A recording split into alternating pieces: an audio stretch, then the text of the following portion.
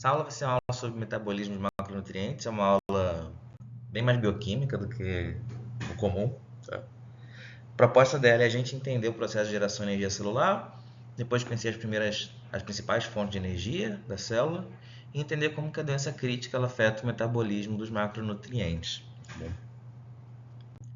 Bom, quando a gente pensa no organismo, aí pode ser qualquer organismo. Eu escolhi botar uma ameba aí porque é mais fácil, mas o organismo é uma unidade isolada do meio, né? Que se autossustenta, que tem as características da vida, que ela é basicamente formada de camadas lipídicas que separam ela do meio e de proteínas efetoras, né? O que é uma coisa muito engraçada, porque na natureza, em tese, as coisas devem caminhar para a desordem por causa da entropia, né? Não para a ordem. Então, assim, a gente deveria ver moléculas se agrupando, mas se desagrupando com muito mais frequência do que se agrupando. E isso aconteceria se a célula não tivesse um metabolismo que mantivesse ela íntegra. E a forma de fazer isso é respeitando a existência da entropia, claro, mas pegando moléculas organizadas que estão fora da célula, extraindo a energia delas e tornando-as mais desorganizadas para fora. Então ela compensa a organização dela com uma desorganização do meio. Tá? Então esse processo de metabolizar moléculas e retirar a energia delas é o que faz e o que dá sustentação para uma célula, para um micro-organismo, para um organismo complexo poderem existir. Né? E esse metabolismo basicamente vai ser de carboidratos, lipídios, aminoácidos. Basicamente são essas moléculas que a grande parte dos organismos vão utilizar para gerar energia. Até mesmo as próprias vegetais que fazem fotossíntese, eles usam a fotossíntese para gerar a glicose, que é um carboidrato, para daí eles gerarem energia. E a energia, quando a gente fala de energia de célula, a gente vai estar sempre falando de ATP, que é adenosina trifosfato. Então, assim, sempre lembrar que todo o mecanismo que a gente vai ter de gerar energia no corpo vai ser para, no fim, gerar ATP, que vai servir de combustível para outras reações enzimáticas que vão fazer a manutenção desse organismo para existir. Beleza. Como que a gente gera ATP? Talvez vocês se lembrem dessa imagem, é a cadeia respiratória. Eu estou começando de trás para frente. Geralmente a gente começa da glicólise e termina na cadeia respiratória. Eu vou começar ao contrário porque eu acho que fica mais fácil da gente pensar os macronutrientes depois. Tá? Então a gente quer, no fim, o ATP. Né? A gente quer formar ATP. E o ATP ele vai ser formado através da cadeia respiratória na mitocôndria, ou se for uma célula sem mitocôndria, na membrana da célula, por aí vai. Como é que ele vai fazer esse processo? É um processo que vai pegar elétrons, através de carregadores de elétrons, NADH, FADH2, e transferir esse elétron de molécula para molécula. Nesse processo de transferência de elétrons, essas moléculas que são canais, elas jogam hidrogênio para dentro do espaço intermembrana, e esse hidrogênio que vai se concentrando aqui, ele gera um fluxo de volta por um canal que permite o retorno dele. Esse fluxo de volta é que vai gerar ATP. Então, o que a gente vai estar sempre buscando extrair das moléculas na hora de fazer ATP? Elétrons, porque são os elétrons que vão gerar o combustível para a produção desse ATP.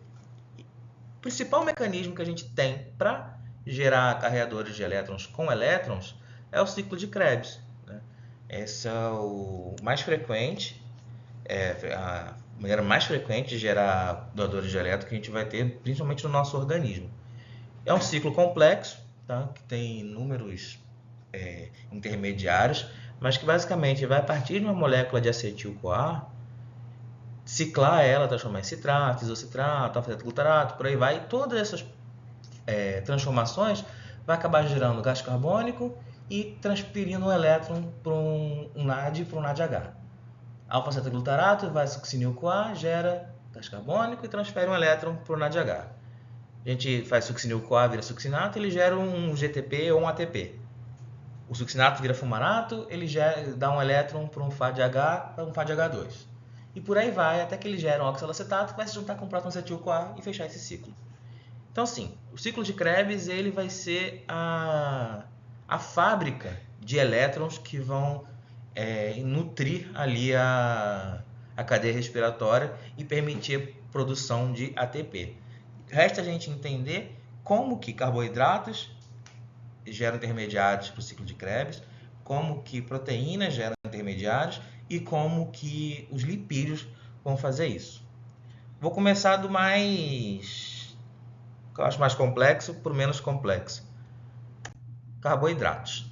Né? Carboidratos eu acho que são o principal, porque eles são, sim, a principal biomolécula energética que há na natureza. É a biomolécula mais abundante na natureza. Tá? A gente pode chamar de glicídios, de hidratos de carbono, de glucídios, vou chamar aqui de carboidratos. Bom? E são chamados de carboidratos porque é constituído por carbono, hidrogênio e oxigênio. Aqui a gente tem um exemplo, é uma glicose, é um tipo de carboidrato. É um monossacarídeo, porque ela só tem uma única unidade de um carboidrato. A gente vai ter monossacarídeos, tá? Como a glicose, a frutose, a galactose, cada um vai ter a sua origem. Mas as próprias pentoses, que são que formam as bases nitrogenadas do DNA, elas também são carboidratos. Então, assim, dá para perceber que a gente tem muito carboidrato no organismo e alguns até com função estrutural, não só energética. A gente tem oligosacarídeos, que são as uniões de 2 a 10 moléculas de monossacarídeos. E aí, com disacarídeos, a gente vai ter sacarose, que é uma glicose com frutose, lactose, que é uma glicose com uma galactose, e por aí vai. Né? E tem os polissacarídeos, que são polímeros extensos, muitas vezes são ramificados. Então a gente vai ter o amido, que é o principal polímero de glicose do reino vegetal, tá? Mais ou menos 1.400 glicoses por cada molécula de amido. Tá? A função principal dele é armazenamento de energia. E a gente tem nos animais o glicogênio, que é como se fosse um amido. Obviamente tem mais glicose, mas a função é a mesma, armazenar moléculas de glicose dentro do seu organismo para futura utilização como fonte energética. Mas a celulose, a quitina, são outras moléculas também que são carboidratos, são muito extensas e têm função estrutural, tá? E, por exemplo, não são digeríveis por nós. Nós não conseguimos digerir celulose e transformar em glicose. A celulose não tem muita diferença do amido. Né? Muda muito a ligação entre as glicoses, porque no geral é uma sequência só de glicose que a gente não é capaz de digerir. Falei muito de glicose, porque a glicose é o mais importante de todos os monossacarídeos que a gente vai ter na biologia. Ela é a base energética de todo o processo metabólico que a gente vai ter. Tá? Elas também é o principal produto da fotossíntese, que depois elas vão ser ligadas e formados amidos, né, nas plantas, geralmente. E o principal combustível para a cadeia respiratória, no geral mesmo. Tá? Cada grama de glicose ela vai fornecer 4 quilocalorias. Se for glicose seca, se for glicose hidratada, que nem no soro glicosado, é 3,4 quilocalorias. E como que funciona esse processo da glicose? A gente vai ter a glicose, 6 carbonos. A gente vai utilizar 2 moléculas de ATP para transformá-la em frutose de fosfato e vai quebrar na sequência essa frutose em 2 gliceraldeído 3-fosfatos. Tá? Cada um desses gliceraldeídos eles vão doar elétrons para um NADH e formar mais 2 ATPs, gerando um piruvato. Então aqui, já podem ver que a gente tem um saldo positivo de 2 ATPs. Né? A quebra da glicose em piruvato, ela gera 2 ATPs. Gasta 2, gera 4, termina com 2. E gera 2 carregadores de elétrons. Tá? Se piruvato não pode acumular, ele vai ser transformado em lactato através da doação desses elétrons que estavam no NADH. Então você vai refazer o NAD, tá? E desfazer o piruvato, permitindo que a reação continue. Então, mais glicoses vão continuar sendo quebradas, porque tem NAD mais sobrando e tem piruvato saindo. Quando a gente está falando de organismos capazes de fazer respiração celular, capazes de fazer, de ter mitocôndria, por exemplo, que fazem uma oxidação com oxigênio da glicose, a gente segue por outro caminho. A gente não segue por caminho de produção de lactato. A gente pega esse piruvato, junta com a coenzima A, tá? E transforma ele em acetil-CoA. E o acetil-CoA, já falei antes, é a principal forma de entrada no ciclo de Krebs. Ponto importante é que essa enzima aqui, tá? A piruvato desidrogenase, ela vai depender de tiamina. Então, assim, pacientes que têm deficiência de tiamina, eles não conseguem fazer isso. Eles não conseguem transformar o piruvato em acetil-CoA, não conseguem entrar no ciclo de Krebs e a gente vai ter uma maior formação de lactato nesses pacientes. Então, assim, se você tem um paciente que está em deficiência de tiamina e você dá dieta para ele, o paciente não vai conseguir fazer metabolização dessa energia que você está dando para ele. Quando a gente fala de carboidratos, a gente pensa nas necessidades nutricionais, né? E não existem carboidratos essenciais, sim.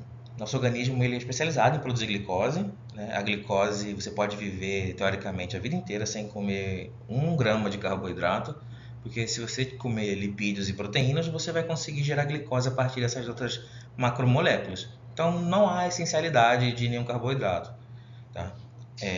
Mas o que é que se diz, né? Os especialistas dizem que é uma recomendação de 150 gramas por dia. Por que eles falam isso? Porque o cérebro consome 120 gramas de glicose. Mas entende-se que é uma recomendação fraca porque eu acabei de dizer antes, né? O corpo produz glicose. Então, necessariamente, a verdade é que você não precisaria de nenhum grama de carboidrato, tá? Mas fica essa recomendação, que a própria ESPEN diz que é uma recomendação muito fraca, de 150 gramas por dia. Mas lembrar que o mais importante aqui não vai ser nem o mínimo, e sim o máximo, né? A gente evitar fazer uma oferta superior a 5 miligramas por quilo por minuto, porque isso aí você vai acabar aumentando muito a insulina, vai acabar tendo glicosilação de proteínas, você vai ter todos os efeitos deletérios da hiperglicemia no paciente que recebe uma dose muito mais alta do que isso por minuto. Sobre a produção endógena de carboidrato que eu já falei, né? Já que ele não é essencial, a gente tem uma boa produção endógena, né? A gente tem que ter uma produção endógena muito importante porque tem células que elas dependem exclusiva ou prioritariamente da produção da oxidação da glicose. Por exemplo, uma hemácia. Uma hemácia ela não tem mitocôndria. Ela precisa fazer glicólise. Ela precisa fazer geração de ATP através da produção de piruvato e o piruvato é lactato. Ela não consegue entrar no ciclo de Krebs. Então a gente precisa de glicose para essa célula.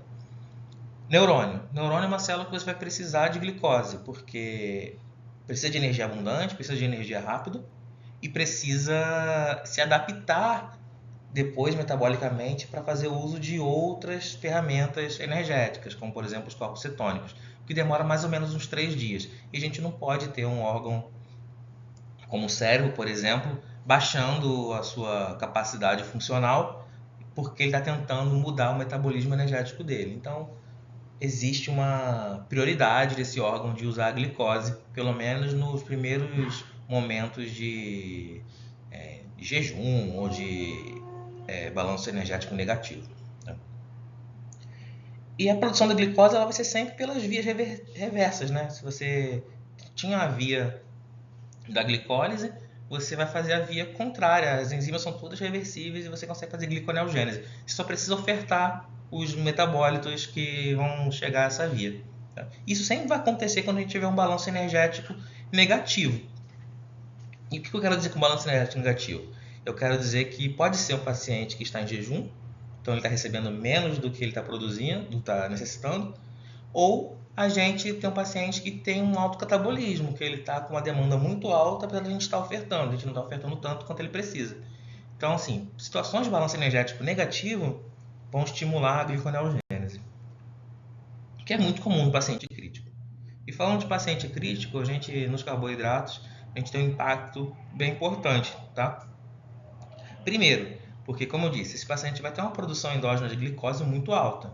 Tá? Ele vai ter uma resistência à insulina maior, porque quando a gente fala de resistência insulínica, principalmente resistência à insulina periférica, a gente está falando de expressão de GLUT4, está falando de músculos que dependem, de órgãos como o músculo, que dependem da insulina para absorver a glicose.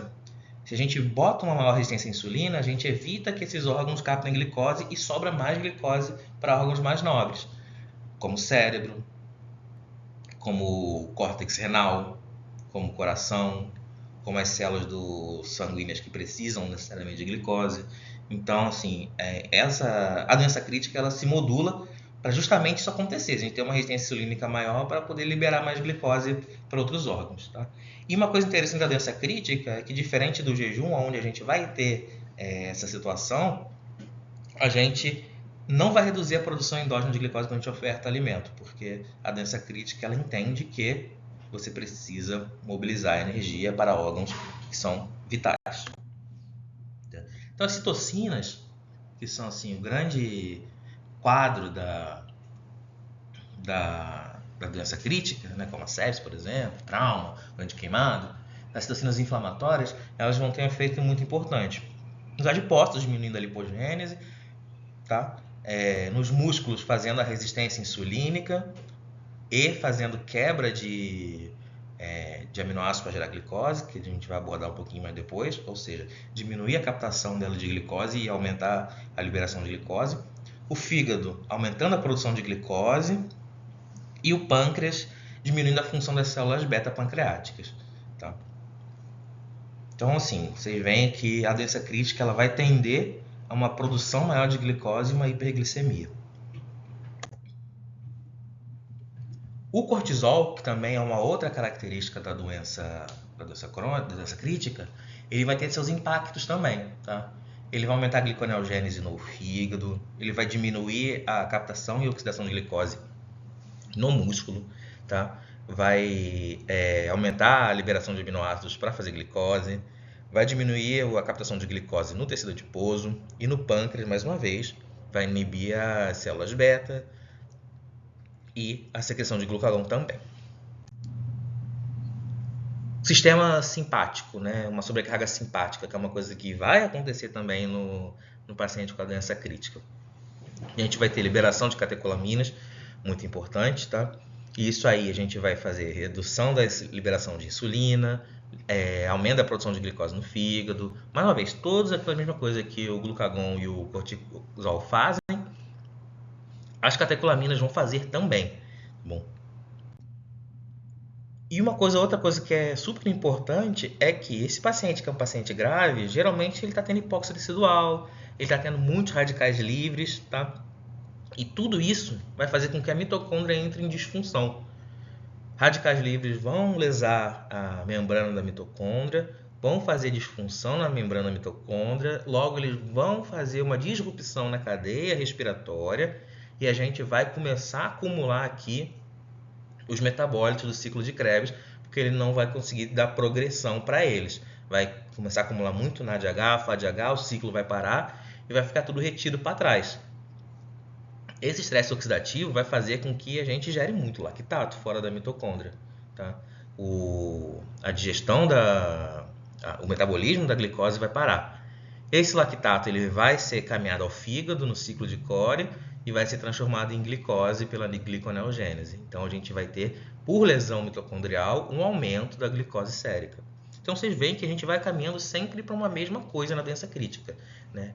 Dificuldade de metabolizar o carboidrato, resistência insulínica e aumento de glicose sérica, hiperglicemia.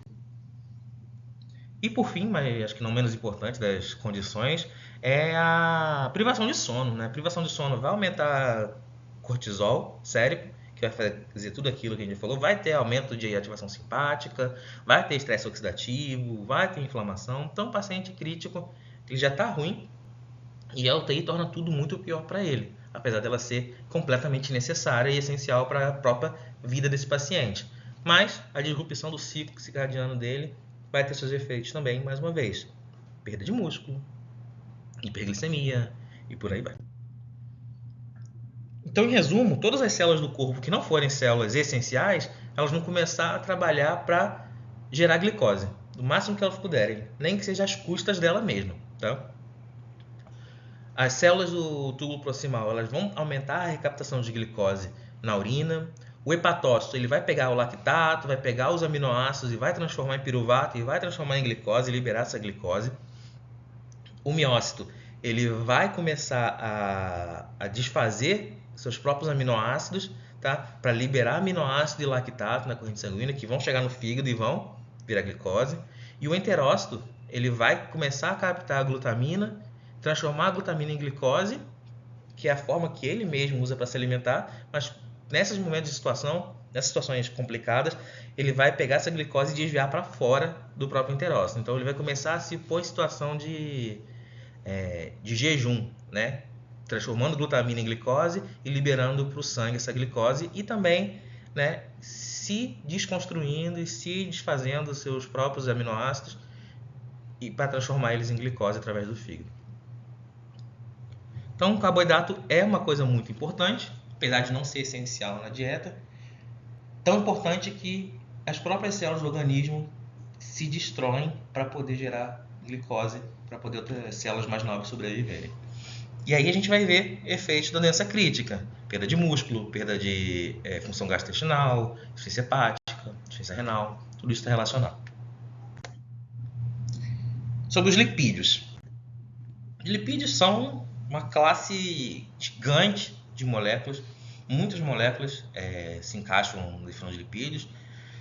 Contém gorduras, ceras, esteróides, vitaminas lipossolúveis, fosfolipídios, esfingolipídios, cerebrosídeos e por aí vai, tá? Uma série de moléculas, mas que tem uma característica de serem pelo menos hidrofóbicas. Algumas anfipáticas, que têm a porção polar, mas na sua grande maioria a parte hidrofóbica é a mais importante. Tá? São moléculas energéticas, são moléculas muito energéticas na real.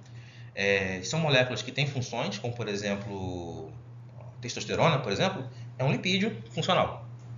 E podem ter função estrutural também, como fosfolipídios da bicamada lipídica da membrana. Tá?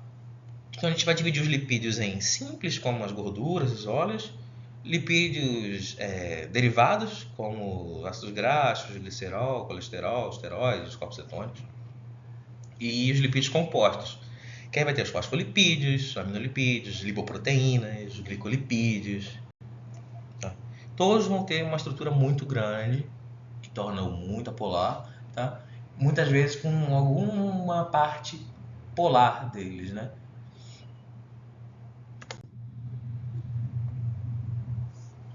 Vocês podem ver ácidos graxos definidos de acordo com o tamanho da sua cadeia. Um ácido palmítico é um ácido com um graxo ácido, graxo de 16 carbonos.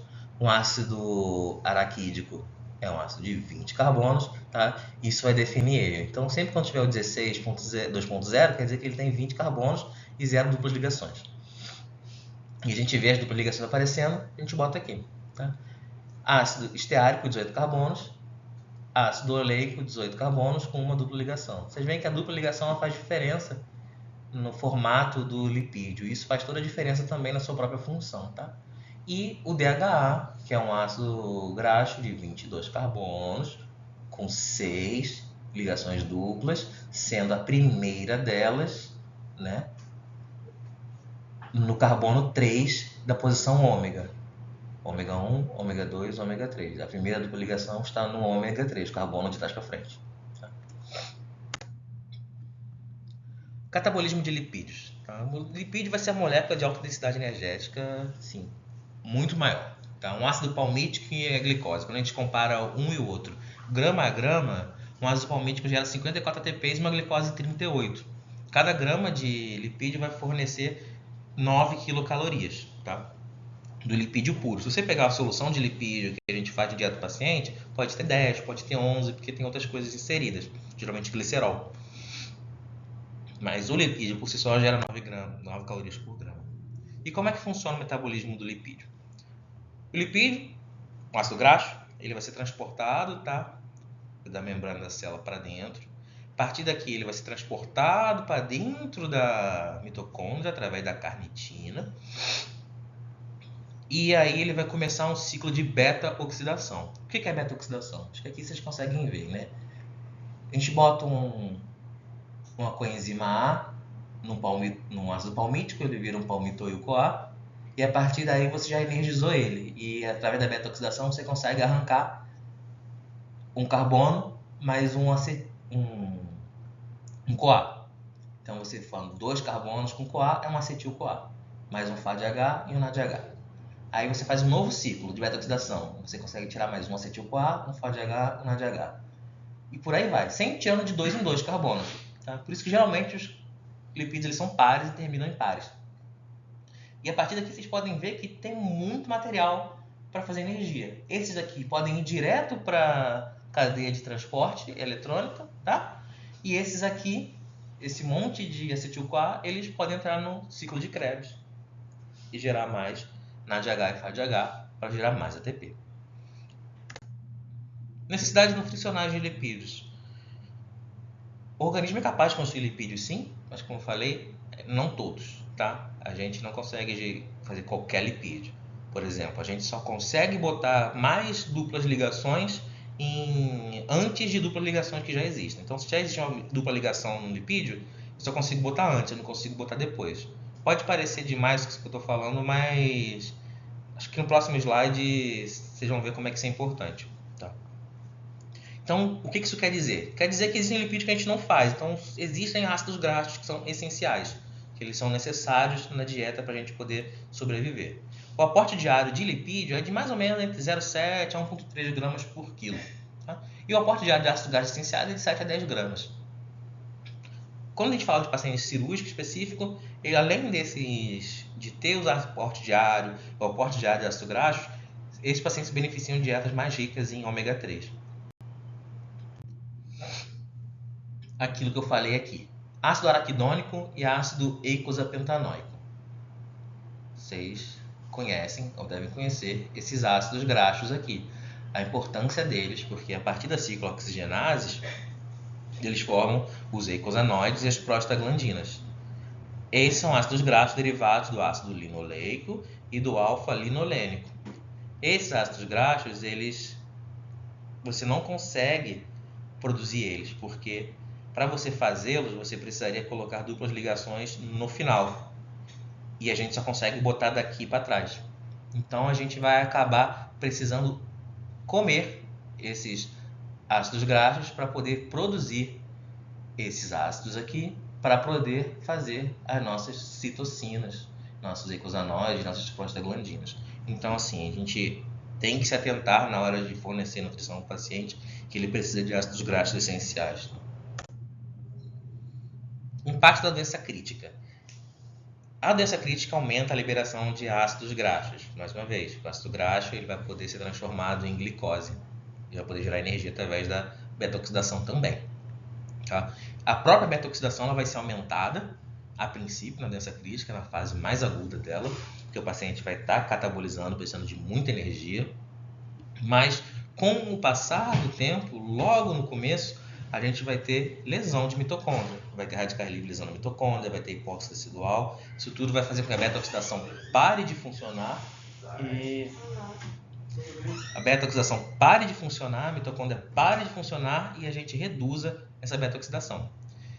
Com a recuperação, o paciente voltando a ter perfusão, voltando a ter oxigenação tecidual, as mitocôndrias voltando a funcionar, a gente mais uma vez entra em aumento da beta-oxidação e acaba tentando aumentar essa geração energética do corpo. Então, o metabolismo lipídico ele varia e ele flutua durante as fases da doença crônica. Tá? O importante é, durante a fase de redução, o acúmulo de ácidos graxos livres, eles vão levar à lipotoxicidade das células. Tá? Vão ter necrose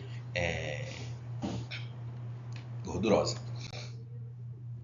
Aqui só um exemplo, por exemplo, o paciente é séptico, tá? Ele vai ter inflamação e dano microvascular, ele vai ter aumento de resistência insulínica, como a gente já falou, isso vai aumentar a lipogênese, vai diminuir a produção de albumina, logo vai desviar mais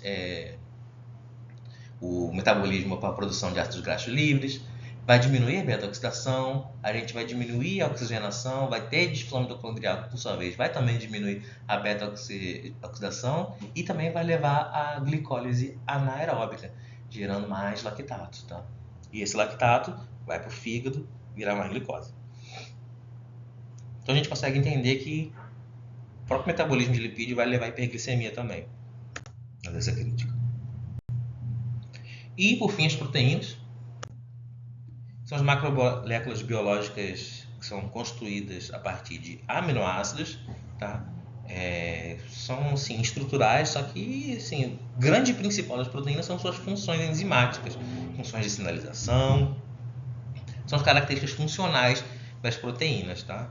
As proteínas elas vão ser basicamente aquelas que vão fazer acontecer aquilo que está sendo determinado pelo gene. Um gene ele vai determinar a sequência de uma proteína, essa proteína vai determinar uma ação que vai determinar um fenótipo. Então, assim, qualquer organismo vai ter muita abundância de proteína. Então, ela acaba sendo uma das grandes fontes de energia de organismos que se alimentam de outros organismos. Quando a gente pensa em aminoácido vai ser sempre essa estrutura aqui, tá? Um carbono quiral, que vai ter um grupo amina, um grupo ácido, um grupo metil, ou um outro radical ali, tá? E um hidrogênio. Esse grupo radical aqui na alanina é um metil, óbvio. Na serina vai ser uma hidroxila, por aí vai. A gente vai ter grupos radicais que se alteram e dão características para cada um dos aminoácidos. Eu marquei aqui os aminoácidos que a gente não é capaz de produzir. São os aminoácidos chamados de essenciais. Todos os outros a gente consegue produzir a partir de alguma coisa que a gente já tem. Tá? Mas os essenciais a gente precisa necessariamente adquirir na dieta. Geralmente comendo vegetais, porque os vegetais produzem todos, ou comendo animais que comem vegetais. E os aminoácidos? O que os aminoácidos têm de importante? Aminoácidos, você pode, dependendo do estado do organismo, sintetizar e virar proteína tecidual. Você pode desfazer proteína tecidual e transformar em aminoácido. Aminoácido pode vir da fonte de alimentação. Aminoácido pode ser fabricado a partir de outras coisas, como por exemplo um glutamato sendo feito de um oxalacetato, feito do alfa-cetoglutarato, alguma outra coisa assim que vai gerar um aminoácido. Aminoácidos podem ser deaminados e formar cetoácidos, que vão formar corpos cetônicos, que servem para dar energia. Eles podem ser oxidados diretamente e gerar energia. Eles podem se transformar em glicose através do fígado. Tá? Eles podem ser deaminados. Eles podem formar compostos nitrogenados, como as bases do DNA. Mas o mais importante para a gente aqui é saber como eles viram energia. Tá? E aí cada aminoácido vai ter uma forma diferente. A gente vai ter grande quantidade de aminoácidos virando ou piruvato, ou acetoacetil-CoA, ou o próprio acetil-CoA de vez, e a partir daí entra no ciclo de Krebs, mas alguns viram intermediários do próprio ciclo de Krebs. Histidina, glutamina, arginina e valina viram glutamato, que vai virar alfa-cetoglutarácido, e entra no ciclo de Krebs. Metionina, isoleucina, serina, treonina e valina vão virar succina-CoA, tirosina e fenilalanina vira fumarato, e aspartato e asparagina viram oxalacetato. Então, assim, a gente consegue alimentar o ciclo de Krebs como um todo quando a gente começa a oxidar os aminoácidos. Tá? E aí tem um problema, né? Porque as proteínas, elas são, principalmente as funcionais, elas são as macromoléculas mais nobres do organismo. Se você começa a degradar a proteína, você começa a degradar a função do organismo e o organismo perde sentido de existir. Tá? Então ele vai sempre evitar oxidar as proteínas que ele tem endógenas. Ele vai tentar oxidar proteínas que vêm de fora. Mas mesmo assim, a prioridade do organismo vai ser sempre metabolizar, oxidar lipídios e carboidratos. Tá? A grande importância da gente ter proteína na dieta é pegar esses aminoácidos para incorporar nas proteínas, não para oxidá-los em energia. Só que a gente vai oxidá-los em energia em determinados momentos. Por exemplo, se a gente pega uma pessoa básica que não está fazendo nada e ela come muita proteína, ela vai incorporar alguma coisa e o resto ela vai oxidar, porque é demais. A pessoa que faz exercício, uma atleta, provavelmente ela vai incorporar tudo, ela não vai oxidar. O paciente crítico, ele pode acabar oxidando sim, porque ele está precisando de muita energia. Então, se a gente não der energia suficiente para ele em forma de carboidrato ou lipídio, ele vai começar a oxidar esses aminoácidos também e não vai incorporá-lo na musculatura. E a gente vai ter uma musculatura que está gerando aminoácidos para virar glicose, então a gente vai ter um balanço nitrogenado negativo. Quando a gente pensa no paciente normal, a gente precisa ter 20 a 32 quilocalorias para cada grama de proteína ingerida para garantir que esse aminoácido seja aproveitado e não oxidado. No paciente crítico a gente apenas 16, porque a gente quer botar mais proteína para ele. Então a cada 16 calorias a gente quer 1 grama de proteína. Se a gente começa a botar muita proteína e botar pouca caloria de carboidrato ou de lipídio, a gente não vai aproveitar como a gente gostaria que aproveitasse esse aminoácido. Então tem que ficar sempre atento na hora de fazer a prescrição, que não é só prescrever proteína e caloria. A gente tem que ver se aquela caloria está suficiente para a incorporação dessa proteína também, tá? As doses diárias de proteína vão ficar entre 1 e 1,3 gramas por quilo. Obviamente isso vai mudar no paciente nefropata não agudo, no paciente nefropata com doença aguda vai mudar para baixo, vai mudar para cima, paciente dialítico, paciente que está em fase de recuperação pode precisar de 2, 2,5, paciente que você está acompanhando com ultrassom vendo o músculo se desfazendo, talvez você precise aumentar mais. Enfim, isso é uma diretriz, mas talvez a gente precise extrapolar um pouco em alguns pacientes. Quando a gente pensa em doença crítica, mais uma vez, né? Quebra de músculo, quebra de tecido conectivo, quebra de dado gastrointestinal, para poder gerar aminoácidos livres. E esses aminoácidos livres, eles vão ou virar intermediários do ciclo de Krebs, ou vão ser transaminados, ou vão ser oxidados, tá? Estes pacientes críticos, eles têm um balanço nitrogenado negativo, importantíssimo, do ponto de que a cada dia ele perde 5% da massa magra dele, que é coisa pra caramba, tá? E isso não vai mudar se é fase aguda ou fase de recuperação. Esse paciente ele vai continuar com esse balanço nitrogenado negativo meses, 6 meses, 1 ano depois da fase crítica. Então a gente precisa ficar atento sobre o aporte proteico desse paciente, não só na fase aguda quando ele está na UTI, mas quando a gente vai dar alta, a gente tem que planejar a maneira mais adequada para ele. Porque talvez a pessoa fora da UTI não entenda a importância desse balanço negativo. Enfim, para terminar, as mensagens que eu queria com essa aula é que a oferta de macronutrientes é essencial para a manutenção da vida. Não dá para a gente ignorar elas dentro da UTI. Carboidratos e lipídios eles devem ser a principal fonte de energia. Temos que tomar cuidado com carboidratos, porque a gente viu que tudo no organismo está conspirando para ter muito carboidrato no sangue. Se a gente der mais, a gente vai fazer hiperglicemia, que a gente sabe que aumenta a mortalidade. Os aminoácidos devem ser suficientes e eles devem estar de acordo com as calorias, para que eles possam servir como blocos construtores de macromoléculas. Lembrar que a doença crítica ela vai alterar o metabolismo, tá? E vai alterar no sentido de que ela quer sustentar a vida desse organismo. Só que se elas permanecem desta maneira, isso acaba sendo deletério, porque você acaba destruindo o corpo como um todo para tentar manter alguns órgãos, o que não vai ser viável no longo prazo. Então, assim, esse estado das primeiras 48 horas, ele é benéfico e ele é essencial, a gente tem que ter. Tá? Vai ter uma aula de remite, vai falar de autofagia, e isso vai ser retornado lá, a importância disso. Mas depois dessas 48 horas, se a gente mantiver esse estado, quanto mais a gente tiver assim, pior para o paciente, pior para o seu desfecho dele, tá? E mais uma vez, assim, lembrar que se a gente não se atenta para esse tipo de coisa, não adianta a gente fazer nada, porque vai ser catastrófico. Vai ser a mesma coisa que a gente ignorar uma pressão média baixa e não fazer nada, que a gente ignorar um pupilo aberto e não fazer nada. É a mesma coisa, tá? Esse paciente ele precisa disso para continuar vivendo. Sem isso, não adianta a gente fazer manitol, não adianta a gente fazer nora, não adianta a gente fazer suporte ventilatório, não adianta a gente fazer nada. A gente tem que ter isso na cabeça. Dessa vez eu não coloquei a referência no fundo do slide, botei aqui.